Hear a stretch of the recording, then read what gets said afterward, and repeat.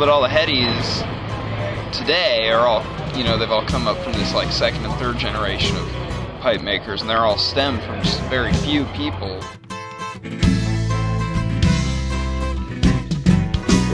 To be good and to excel in the art form, you know, some of these art pieces, you really have to have a degree of talent, and that's kind of what's separating the men from the boys.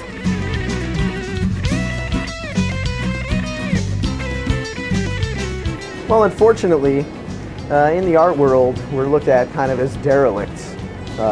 We're making things and making money off of things that a large part of the society doesn't agree with. And what the rest of society doesn't understand is that we are artists. What's been done in the pipe world and done in the lampworking world is amazing. It's changed the glass art, and we've developed another original American style.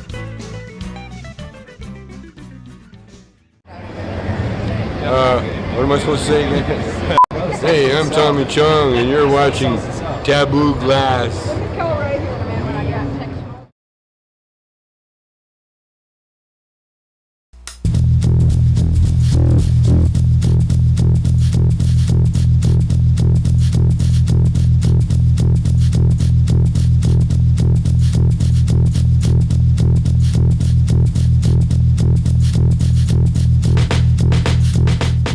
Yo, this is Schoolboy, chilling right here at Dementia, smoking all the competition.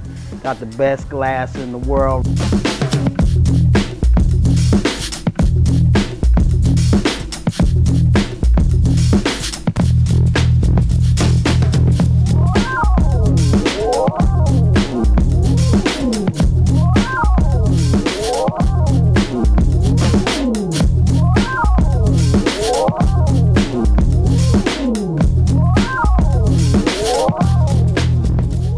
Who's my favorite artist? I'd have to say Jason Lee, just because some of the stuff he does is so crazy, and every time I get a piece from him, it's completely different than the piece before. The shaping that he does, the colors that he uses, the uranium stuff, it's great.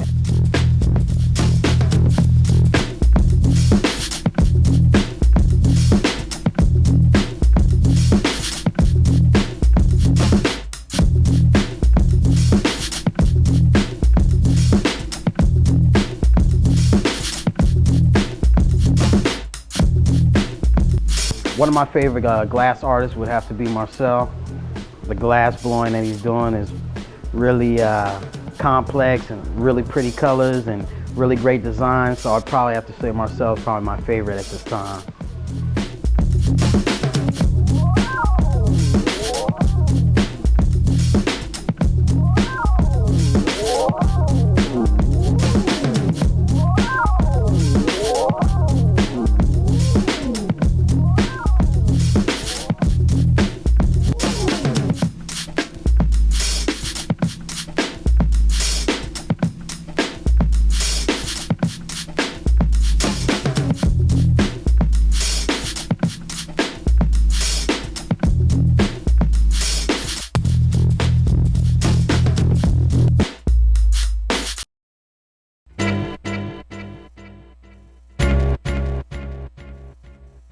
This is my first piece of glass.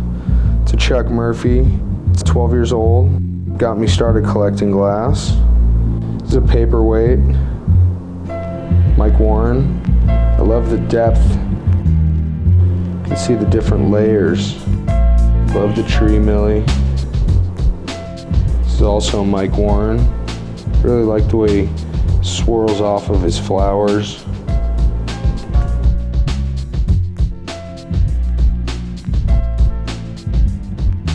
This is a Sean Daddy. Just picked this piece up. What I really liked about this piece were the windows. Kind of the inside out spirals with the windows up over them. Little pieces of moldavite. Very three-dimensional. This is an Eric. I've had this piece for 4 years. It's the first inlay I ever saw. Very clean, no bubbles. Like the seal on this one also. 4 years ago, to my knowledge, there weren't a lot of people doing anything quite like this. This is a Clinton. A lot of his pipes are very sculptural. They're scenes. You know, you almost wouldn't even know it was a pipe. Beautiful piece. Definitely one of my favorites. This is a Chris Dawson. This is a stemless bubbler. Put a little bit of water down here. Love the look of this piece, love the marble. It's a very large Eric piece. This thing's what, 22 inches long? Very colorful, a lot of work, a lot to look at. You can sit down and look at this thing for hours. This is a Clinton. It's in the Haze Hall of Fame. There aren't any mistakes on this piece. It's a beauty.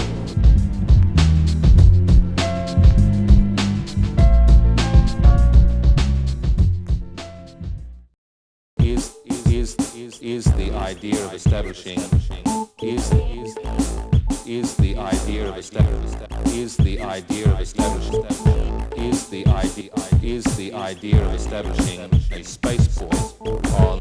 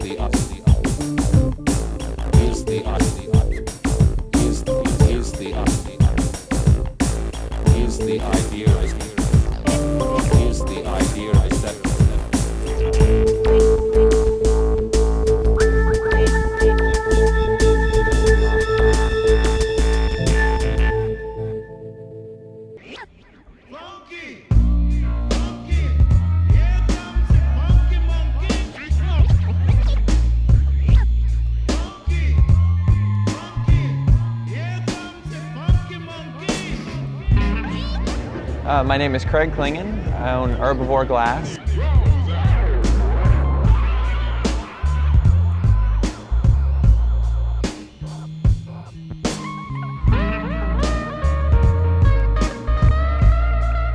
First became interested in glass blowing when I saw an individual blowing glass at a rainbow gathering about 7.5 years ago. I sat down with this person and he explained all of the equipment that was used and the process that he was going through. And basically I just went and purchased the equipment and started playing with the stuff. And have been playing with it nonstop ever since. You know, most of the stuff that I do are snakes, lizards, monkeys, natural type of things. I guess in a way I consider myself a naturalist, and that's probably where that element mostly comes from. As far as making pieces that are creatures encapsulated in a bubble, that's something that is kind of developed into our style over the last 3 or 4 years.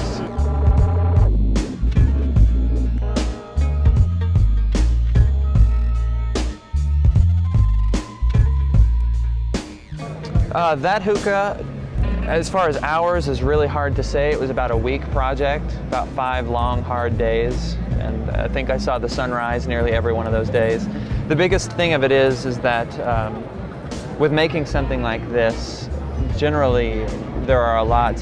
We had, with this particular piece, a lot of failures. Like almost every single piece of this had to be made more than once. The bulb here, which is one of the hardest things to do, was the 3rd try to blow a bulb for it. The bottom, the original bottom broke and cracked off, so a second bottom had to be added. This was the third foot that was made for it. It just, trying to assemble something that large was a really difficult project for us, and because of that we had to keep repeating the stuff over and over again. So much more developed now than it was 10 years ago, namely because of the pipe community, and I think that the art world at some point will have no choice but to recognize that there's a lot of new techniques and a lot of new developments that have come about just because of this. The artistic elements of pipe making has just exploded in the last 3 or 4 years. And because of that, it makes it impossible to predict where things are going to go, but I think it's definitely going to be really spectacular. There's going to be some incredible developments in this type of art.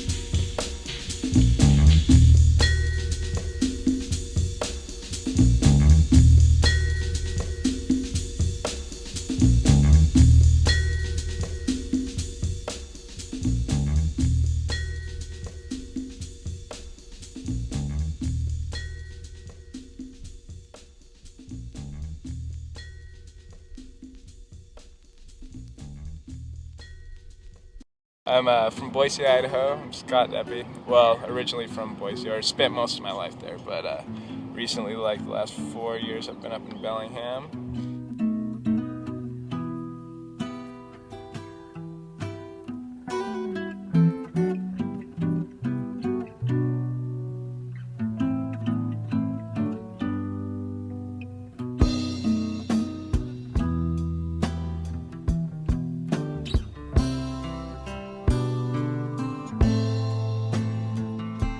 Marcel is the guy that like totally like opened my eyes up and made me realize that anything is possible. Anything, you know. It's like, what do you want to do, you know? So let your mind blow up and let it go, and whatever you see, go for it and make it, you know.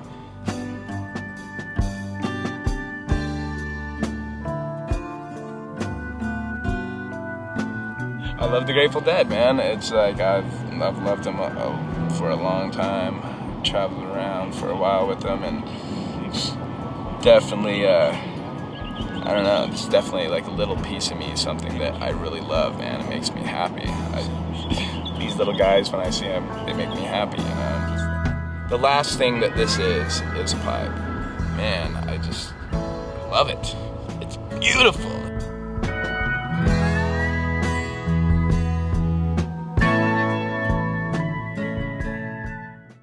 Hi, I'm Matt.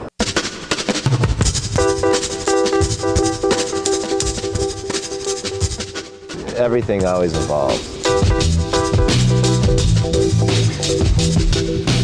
It's evolved into, you know, the stuff that you see now.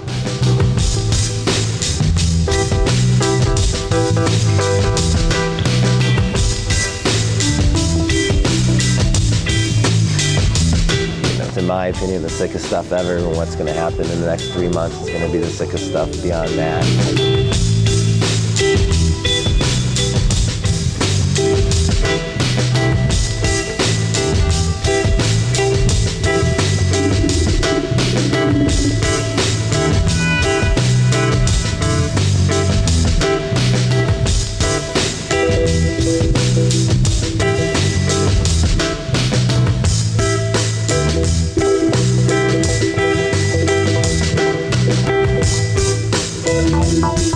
Judging a piece is really difficult.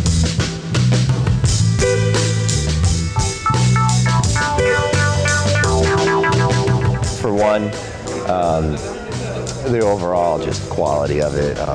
Is it got Divot in it? Does it have like any rough surfaces? Is an overall smooth piece? Are the welds good? Does the color flow well? Does each individual piece, is that reversal nice, or is it kind of, you know, blown out?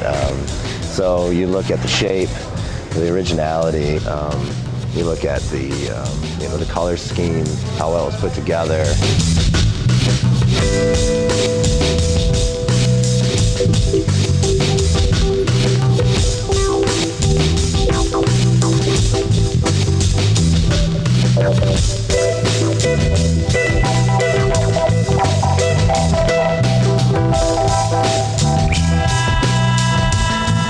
And my personal favorite is it function well? Is this piece going to be able to work? Is it going to be able to smoke out of it? The biggest thing is, I guess I've been practicing teaching for 20 years. And it'd be a lot different here if I was the kind of guy that went off and did this in a closet and didn't tell anybody and wasn't the character and said, hey, have you ever seen anything like that before? And go to snodgrass.net. That's where you're going to find a lot more. But, 1971 was my first real incidence as a lamp worker. A fellow I learned from, Chuck, learned making pipettes and such when he was like 13 years old. And he was doing all this scientific apparatus. And like 2 weeks before he turned 14, somebody turned him on.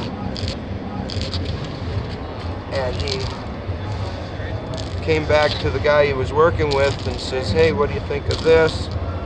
and they started building pipes. And it was all clear glass when I started, and I started working with Chuck, and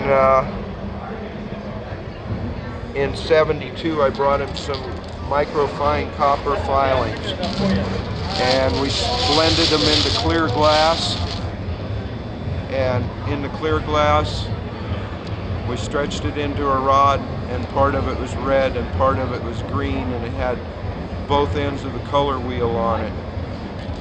And that's the heritage that I pass on.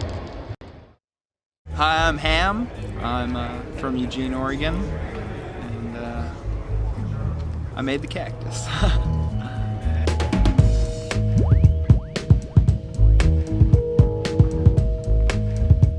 I looked into some cactuses and found the one I wanted that didn't need thorns and it was going to be accommodating.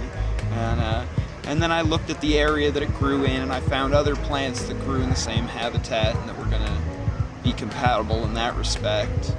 And then I just went ahead and did it.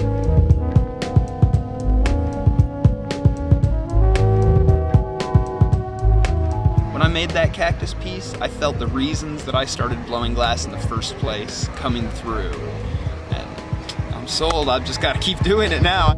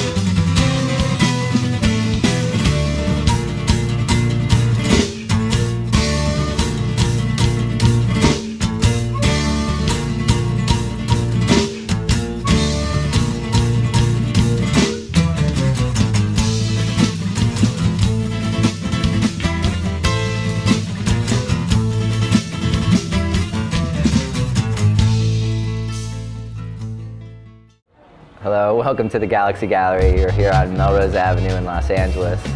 Here you are in a great gallery of glass where we've incorporated an art gallery and a cafe, a pioneering, new, adventurous attempt to upscale and add some intelligence to a scene that desperately needs help if it really wants social acceptance.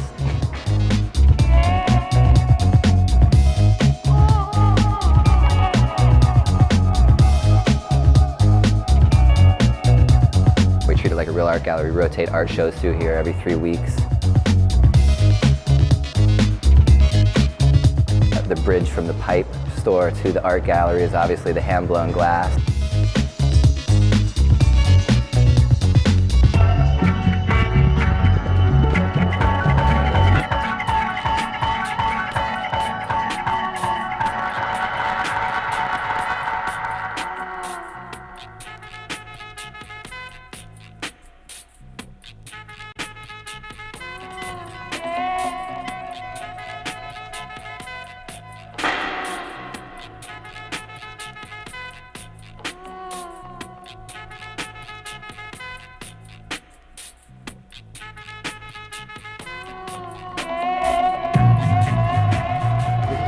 we've done a good job in upscaling and adding some intelligence to this type of store in order to draw that kind of appreciation. You know, these items are art, and they can be appreciated as such.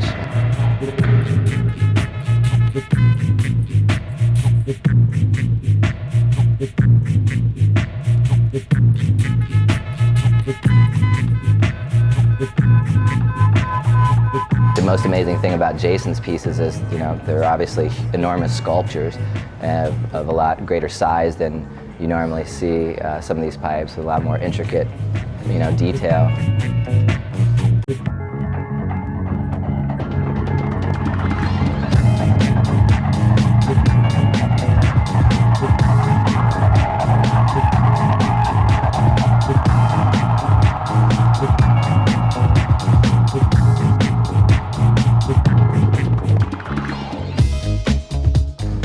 As far as the pieces go. And I think the most amazing thing about it is when I saw him making one, and I saw him holding this huge sculpture almost in its final form, you know, while he's adding the few final touches or adding a final piece or something. He's holding it on a rod of glass that is bending from the weight of this thing, and he's holding this in the fire.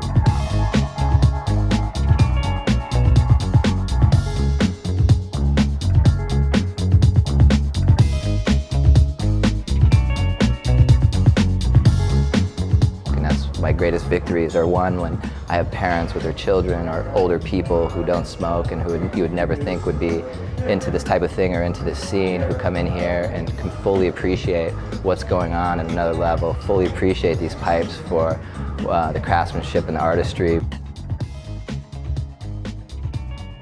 Unbelievable craftsmanship and degrees of skill involved in actually making these things that people from all walks of life can appreciate them, and that's what I think is saving this whole scene. I mean, the hand-blown glass has been the only thing that I think has been able to do what we're talking about, is upscale, add this intelligence, and gain this respectability by the people that don't get it. And the hand-blown glass has kind of saved the day. I'm Chris Dawson, and you're watching Taboo Glass. Hey there, my name is Marek. I'm a glass artist with Cornbread Productions. We are a consolidated group of glass blowers in San Diego. Pretty much teach each other stuff. We tell each other different techniques. We bounce ideas off each other, and we make it so that everybody in our group knows what the fresh ideas are and where glass is going tomorrow.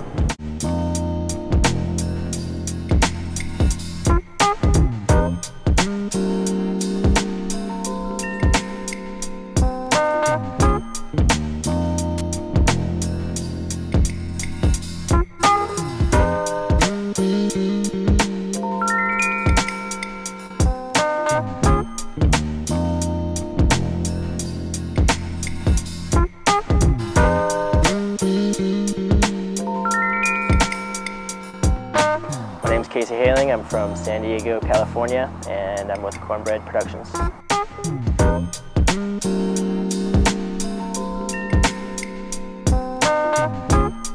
The thing about glass is it works itself, you know, so when you get into a piece, you have initially have an idea, well, at least for myself, I initially have an idea of what I'm going to do, but you know, as I get into the piece and the piece goes this way or that way, or I get an idea, you know, it pretty much works its way out.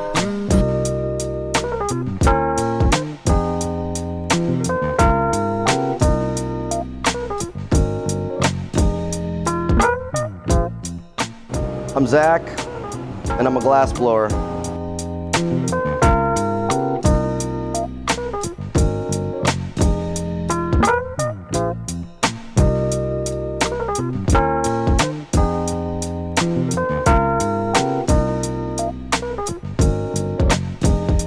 When I saw glass blowing, I instantly fell in love with it just because it was such a unique medium.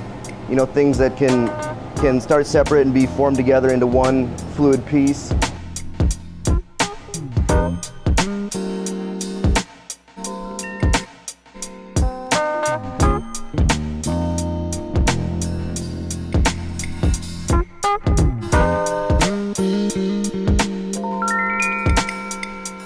My Mike Froze, San Diego, California. I used to do graffiti when I was like 16, 17. So, you know, you do like pieces or murals, and you got to do a lot of filler, like the inside of the letters, to make them all look really nice and pretty, and to go along and flow in a constant motion. And I'd say that mainly is what I took into account with my color patterns.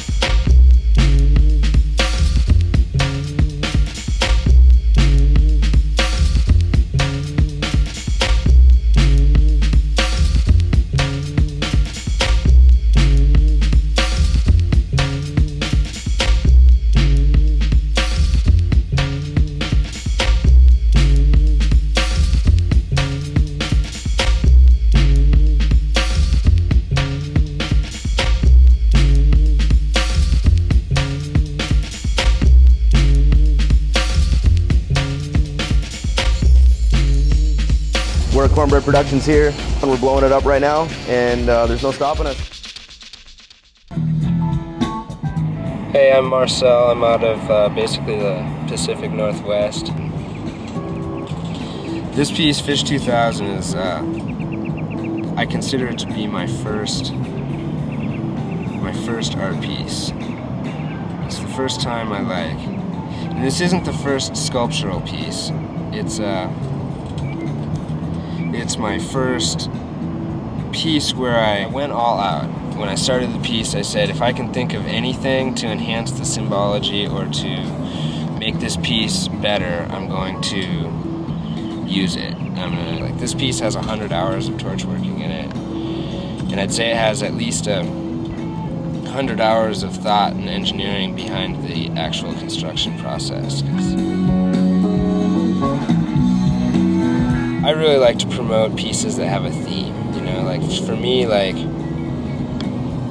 there's constantly this debate between art and craft, especially as it relates to glass because it's so technical.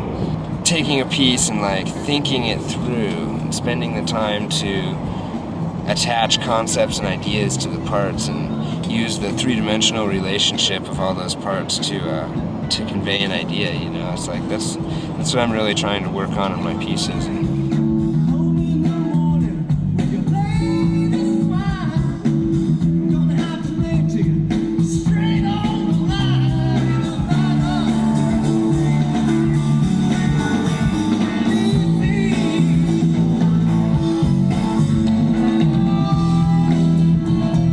I'm really thankful for the whole like marketing scene that's come together around our glass, you know, with people buy the pieces and they really want to like see the improvement of the artists and see people getting ahead in life and expressing themselves, you know. It's like I feel that the art is all about like expressing yourself, and it's a language that can speak to people like directly.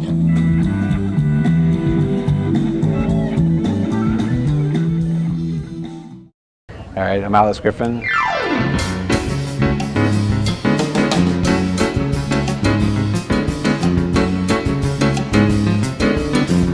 Late 1996, my brother was out in Eugene, Oregon, and he saw a guy at Saturday Market holding this beautiful dolphin piece and had a dragon piece beside him and an old fisherman's hat.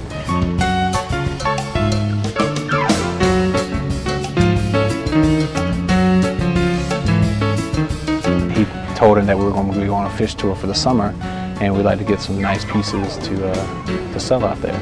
And that guy's name was Marcel, and he had a partner named Ezra.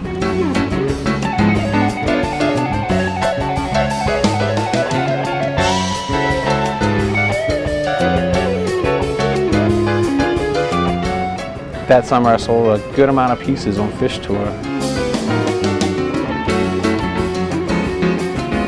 The time that I was out on Fish Tour, nobody knew about headpieces, and so it's like if nobody knew about headpieces on Fish Tour, then just the general public wouldn't have a clue.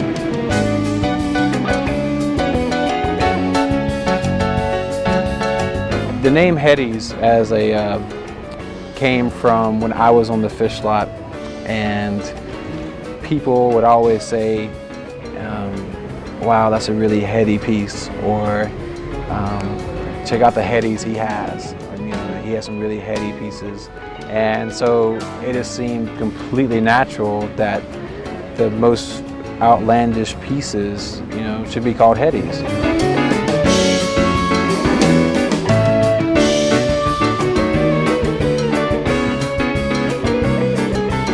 Ever since our inception, we've tried to be a place to stimulate this inspiration for glass blowers, and also to provide a market so glass blowers can express themselves and still be able to get paid for it.